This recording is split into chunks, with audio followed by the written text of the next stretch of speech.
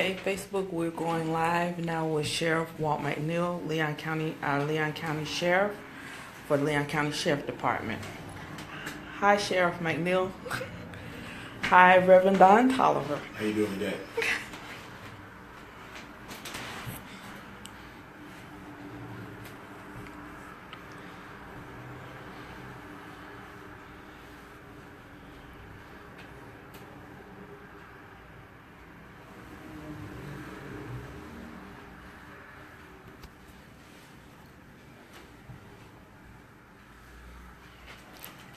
I can't table.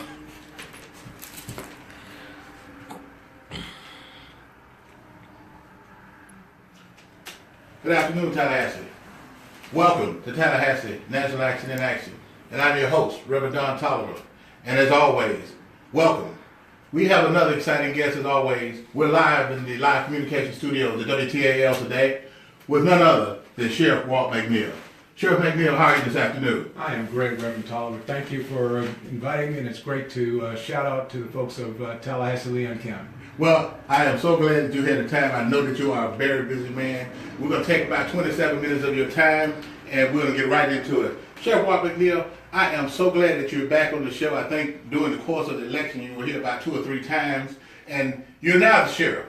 So let Tallahassee know that Sheriff Walt McNeil is here and live and in person. Well, thank you, Reverend Tolliver. And first of all, thank you to all the citizens of Leon County who, back in November, went to the polls in record numbers, I think. Yes, they did. At least for my election, and elected me sheriff. And all of those commitments I made to our citizens, we're going to work toward making those happen. We've just passed about the 78th day of, in office, Okay. and we're moving right ahead with our agenda. I want folks to know that, as we said before, our focus is on dealing with our youth problems, dealing with our crime issues, and trying to make sure that we treat all the citizens of Leon County as fair as we possibly can, creating a transparent environment where citizens are engaged and involved in everything that we do.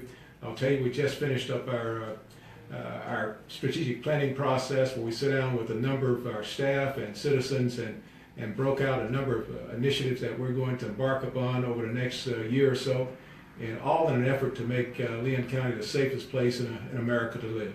Well, you know, Sheriff McNeil, I know that you had a lot of, I don't want to say promises, but initiatives on your campaign. And looking at that and knowing that you're trying to put the agenda together, I'm going to go right at it and ask a question. How is your budget starting out for the beginning of your term?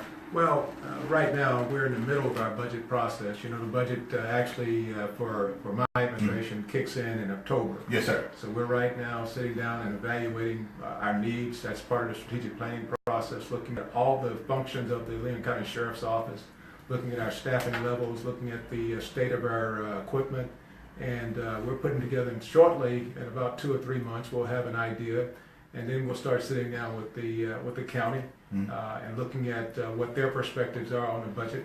As you perhaps know, the jail is the purview of the Leon County's Commission. Yes, sir. And they've given me the authority to run the jail. And that's one of the issues I'll be sitting down and talking with the county commissions about. How do we improve our jail and as we go forward. In fact, my staff and I, we've renamed the jail. We now call it the Leon County Detention Center. Detention Center, okay. And now that's all about a focus on not just putting people in jail, but making sure that while they're in incarcerated circumstances in a detention center, we're trying to make sure that we send a message that we're going to try to bring back a better product back into our community. So right now we're in the throes of trying to look into the prospects of getting providers that will come into the jail. We've got a number of contracts that are coming up that we've had for some time, and we're going to reevaluate those contracts to see if we can get some educational programs in our jail, get some reentry initiatives started in our jail. We've got a number of issues, or at least 2, that's been ongoing, and one's a LIFT program that basically it was started out as a female program to basically lift up those persons who come into our jail and give them a doorway back into our community. It was our initial reentry initiative. Okay. And so we're looking at that program as a way of building upon those successes and making it better. We also are talking to a number of our judges about our youth issues in our community. We're also looking at mental health. In fact, I've got meetings with Judge Long, and we've got a meeting with Judge Lane that are coming up here shortly, where we'll sit down and talk about some of these issues and try to build a coalition of folks around the issue of incarceration and see how we can reduce the number of persons in our community that are coming in and out of our jail repeatedly. Now, I know that you also work closely with the Bethel Reentry Program. I know that you're on the board for the Empowerment Foundation. How does the sheriff work along with Bethel? Or how do y'all work dually in order to deal with retention issues? Well, the first thing, and I'm so happy you mentioned the empowerment program that Bethel has kicked off. It focuses on those persons coming back from prison into our community. And basically what my hope is that we can first get a number of businesses in our community energized about the prospects of having a prison back to Leon County, Tallahassee initiative that will drive down crime, will help drive down crime, and provide a vehicle, a method in which those persons go back into our community and get those resources and assistance they need that will prevent them from coming back into the prison system. And the first stop, as you know, on the way back to the prison system is the Leon County Detention Center. And so our effort with the empowerment program at Bethel is twofold. One, we want to help raise dollars and funds. Correct. Because we believe that to be an alternative to incarceration, and a cost-effective alternative at that. And then secondly, obviously, we want to partner with the Empowerment Initiative in terms of identifying those persons in our community who are perhaps in our jail already, have family members who we know about in our community who've been in and out of our detention center. And we think we can pass on information that's going to be vital to the efforts of Bethel in terms of driving down recidivism. So it's both finances and then making sure we got the data and the information about who those persons are that have the need in the community, and we can help provide that information, working along with the Department of Corrections at the state level. Now you mentioned something a little earlier. You stated that you're going to be working with the judges. You're going to be working with state attorney, and I'm sure yes, all of the major players that deal with criminal crime in the justice system. But what about the issue of looking at the citations that versus giving someone a sentence or a jail term? How are we looking at doing those? We are. We're in fact looking at the civil citation. I think that's what you're Yes, referring sir. to, the civil Yes, citation, sir. as opposed to making the arrest. Now, as you perhaps know, Leon County Sheriff's Office, our process already is that we require our deputies, when they make an encounter with a youth, that if the child meets or youth meets the criteria, they're required by our policy to offer civil citation. And we're going to make sure we continue to do that. There's some discussion in the legislature right now. We are waiting, some might say with bated breath, to see if the legislature will change what allows for misdemeanor cases involving youth from one interaction to perhaps 1, 2, or 3 bites at the apple, where the child or youth can be given a civil citation. We're excited about the prospects of that happening. We understand that it may or may not happen in the legislative process, but we believe it to be the right direction to go. We're also excited about the adult civil citation and the application here in Leon County. We'll do the same thing we do for youth in misdemeanor circumstances where we wouldn't in fact incarcerate the person, but give the person a second chance if they'll follow the guidelines put forth through the civil citation process. Well, I think that's great, and I did see that they are working on some House committees trying to deal with that civil citation issue. But in addition to that, last year, I think it was around February, we got a determination saying that Tallahassee was the highest crime rate in the country. What are we, or how are we trying to diffuse that issue in Leon County?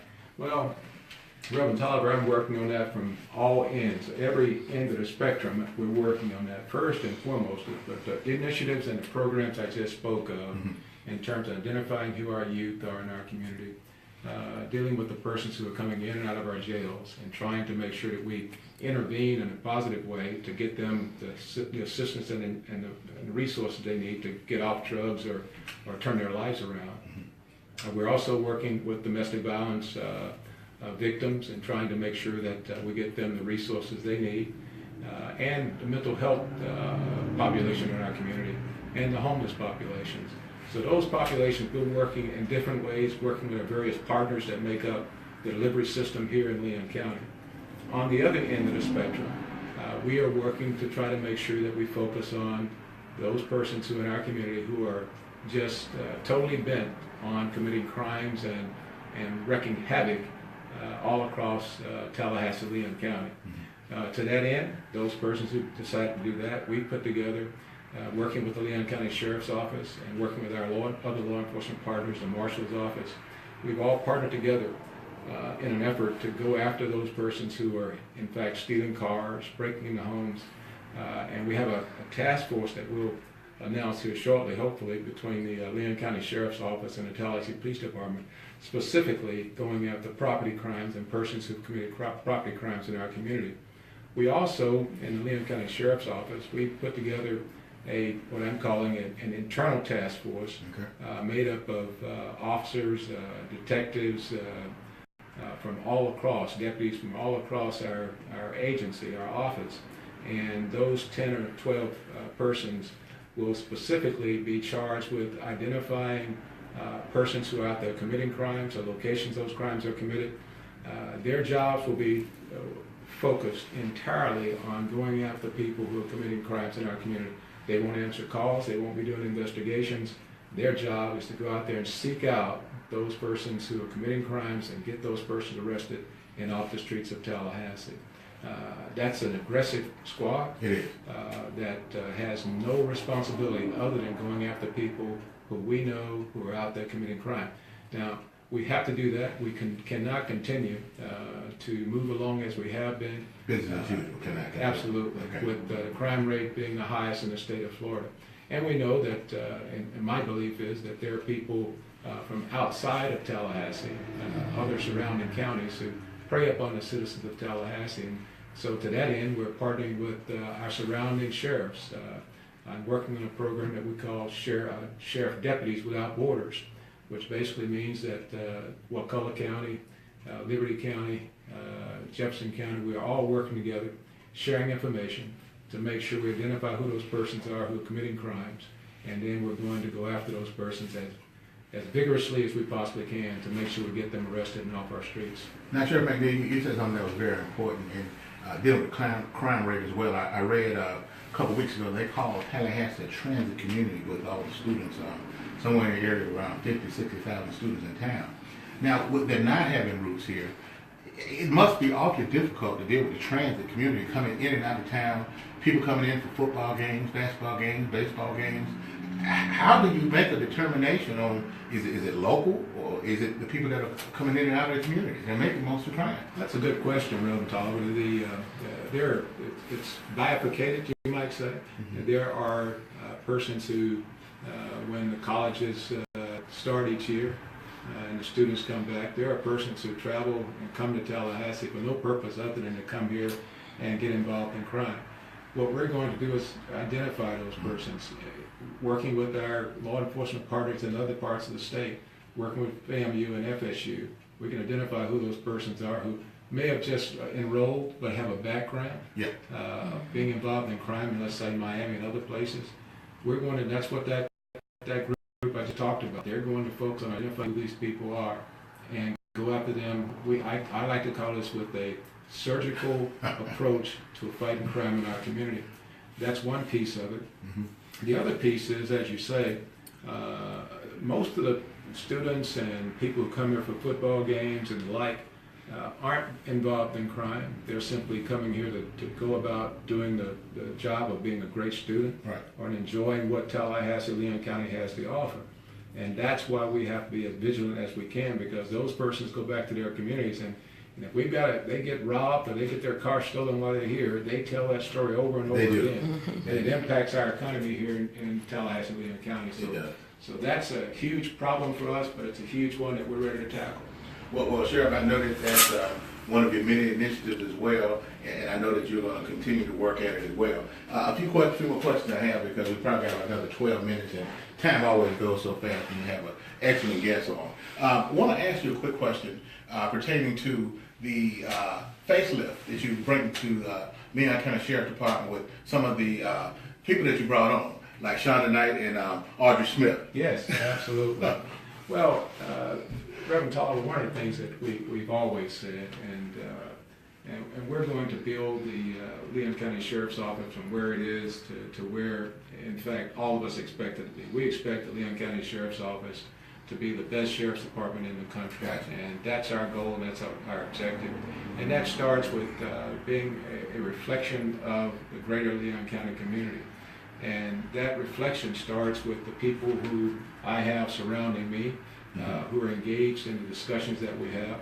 As I've often said, we have to not only be representative in terms of our cultural diversity, but we have to be represented in terms of our mental capacities and what different aspects of mental thought people from different backgrounds and hues bring to a discussion, which enables you to make better decisions because you're better informed. You see things from very different perspectives. And I'm really happy to say that's one of the things we've somewhat achieved already in the Leon County Sheriff's Office, but we're going to continue to improve and move forward. Not only that, but we've brought in what I like to call a very diverse and dynamic group of people with different experiences. We have persons who came from the Department of Corrections with over 35 years of service, not only the Department of Corrections, but some service with the Florida Department of Law Enforcement. We brought in another chief from TCC, who is also a captain at the Tallahassee Police Department. He's a police chief at Tallahassee Community College. As you mentioned, Chief Summers? Chief Audrey Smith, yes, that's Chief Summers. I know Chief Summers really well. So we've got a well-rounded group of leaders there, and I can't leave out the people who were already there. Yes, sir. Chief Linda Butler and Chief Steve Harrelson and Chief Kim Peterson over at our detention center, all dynamic people who are making tremendous contributions to our efforts to move forward. And in our Human Resources Department, which often goes unnoticed, but it shouldn't. And then we have Mr. Joe McCabe, who's there in our Human Resources Department and does a fantastic job. We're changing so many policies and procedures, updating how we actually, prior to my getting there, we didn't have promotional processes beyond sergeant, but now lieutenants, captains, majors, chiefs, all the way up. Everybody will go through a promotional process. So it sounds like, Chief McNeil, you're putting down a new blueprint in the Sheriff Department to make some dramatic changes throughout the entire department as a whole. No question. I hope they're not dramatic. I talked to our staff, and to a person, each person I've talked to, they've been very appreciative of the fact that what I've said to our staff was that I'm not coming here to do any harm. I'm sort of like the doctors, one of their pledges is their first action is to do no harm. And that's been my pledge to the staff and employees in the Leon County Sheriff's Office. But at the same time, we have to move forward. I think the citizens of Leon County have asked that we become a world-class organization. And by their electing me, those were the things I talked about, was moving us forward, dealing with all of our issues and making Leon County Sheriff's Office an office that we were already proud of, but can even have a greater pride about how we do things. And that means changes in policies and procedures, and we're about doing some of those. And again, everything I hear from the employees, and I'm not naive, I know that sometimes they tell the boss what the boss wants to hear. Right. But I think we're doing pretty good. But I'm cautious. We've only been there just over, approaching about 80 days. Okay. So we've got a long way to go in terms of getting everything where we'd like to see it. But I think you couched it right, Reverend Tolliver, when you said it's a sort of a blueprint. It is. And I'm very pleased to hear that. And with the previous sheriff, I guess when he was beginning to exit his term, the body cameras came in. How is the Sheriff's Department currently working with this body camera issue? Well, that's another good question. In fact, we're not working with the body cameras. We did not have the funding and the training and I said this during the campaign, that before you can put body cameras in, you really have to sit down and make sure you've got the training, you've got the state attorney's office on board with an understanding of exactly how you're going to do that. The state legislature was in session and still in session. That issue of body cameras has sort of been being at least contemplated exactly what the parameters and the procedures should be. So I'm waiting. The Tallahassee Police Department doesn't have it just yet. Correct. And what I've always said is that the citizens of Leon County shouldn't, when they're stopped by Leon County Sheriff's Office, be subjected to one set of policies and procedures as it relates to body cameras, and then stopped by TBD and they get another set.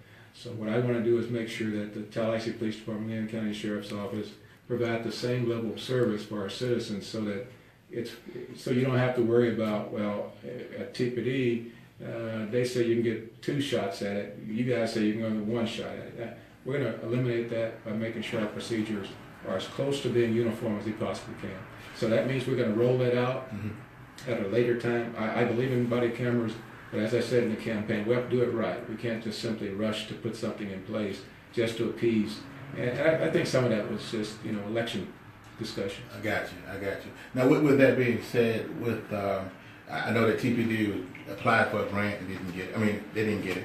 I don't know if the universities are using them or not, TCC, FAMU, and Florida State.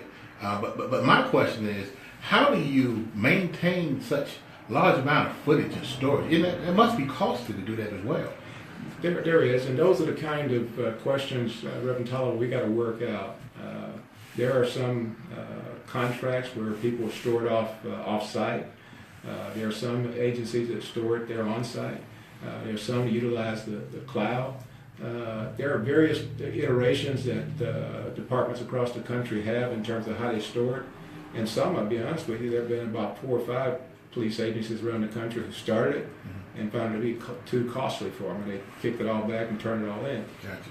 So that's the reason we're going real slow. I mean, the worst thing we can do is do what we did with the CDA, and that is get out out in front of this and then get something we don't need, we can't utilize. Correct. And so I'm going very slow to make sure we do our due diligence, do the research.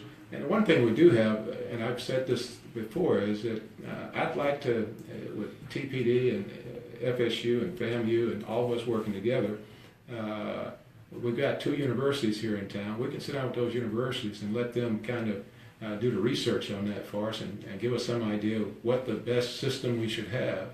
And to that end, I've not specifically for the camera program, but in terms of our jail issues and trying to reduce recidivism and look at our program and make sure it works. And that program, and to make sure again that the research is done and we get I won't say empirical data, but we got pretty good data that supports the direction we're moving.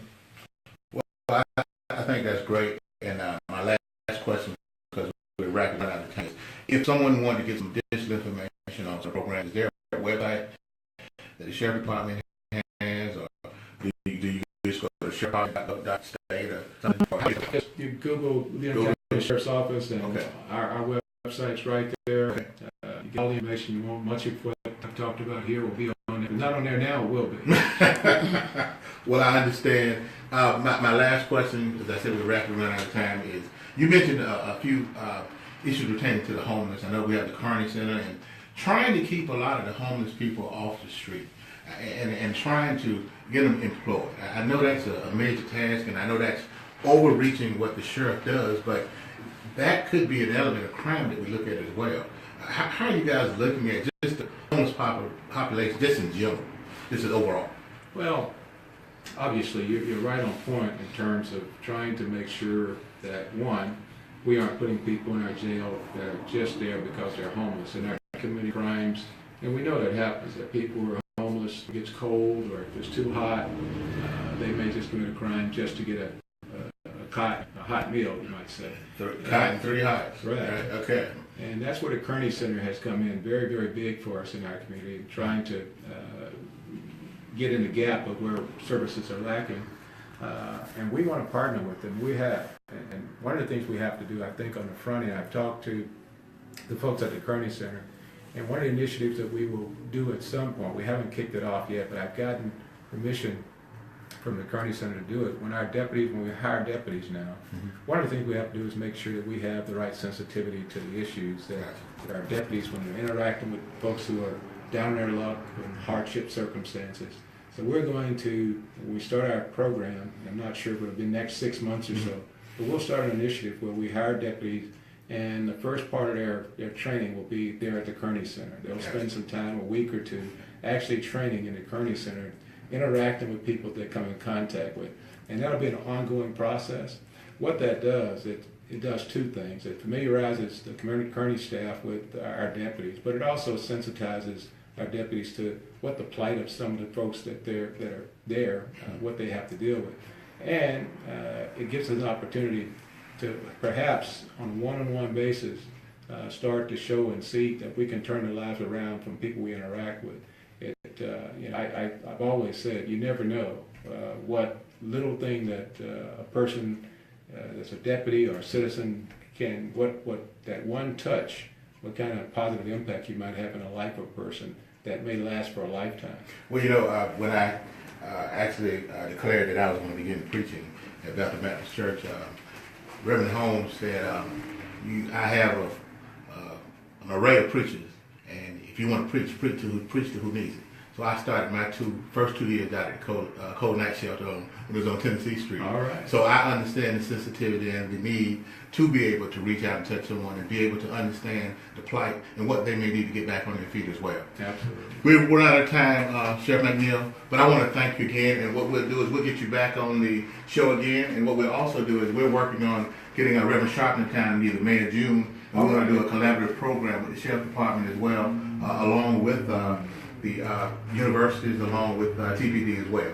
But I want to thank you for being here again, and most of all, I want to thank you for taking time out of your busy schedule, because I know that there's not only a job you have to do, but there's somebody's life you have to protect as well. Absolutely. Okay. Thank you, Reverend. Thank you so much, Sheriff. Appreciate it. Yes, sir. All right. Thank you.